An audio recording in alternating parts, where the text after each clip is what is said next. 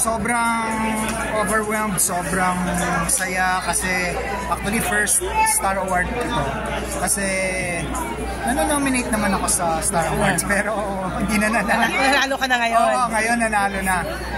To be honest, noong ako'y nagsisimula pa lang mag-artista, parang parang pangarap kong ma-interview ng mga press. Yung lumabas lang ako sa mga write-ups ng press people. Malaking bagay na. Malaking bagay na. At ngayon, after 30 years, pinarangalan na nila ako. Kaya maraming salamat. Napaka-special sa'yo para sa'yo ng award mo. Yeah, maraming salamat. Talagang honored ako na iba rin ng feeling pag Star Awards. Ang nagbigay sa'yo? Ang nagbigay sa'yo kasi syempre, mga mga mahal nating press yan. Kumbaga, babad sila sa nangyayari sa mga pelikula, sa mga performances. So, talagang overwhelmed ako. Sir Bon, anong mga ginagawang proyekto right now?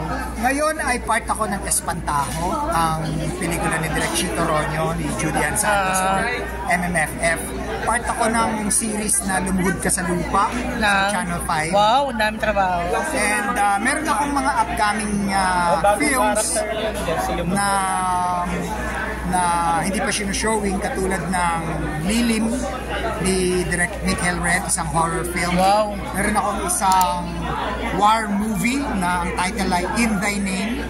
At meron kaming pelikula ni Direk Paul Soriano, yung The Fisher.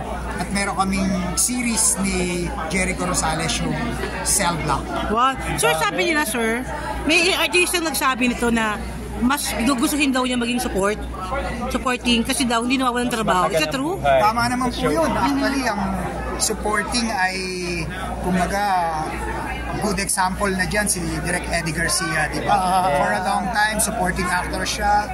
Pero tinitingala natin. At hindi nawawala, At hindi nawawala. Well, for a time, nagbida siya sa kanyang mga action films. Pero established na siya as supporting actor o character actor. Kaya, I guess, pag character actor ka, walang pressure eh. Kumita o hindi kumita ang pelikula, next project, kasama ka na naman. Yes. Hanggang tumanda, no? Hanggang tumanda. Basta mahal mo ang craft mo yun. Ang trabaho mo, ayos ka katrabaho, I guess.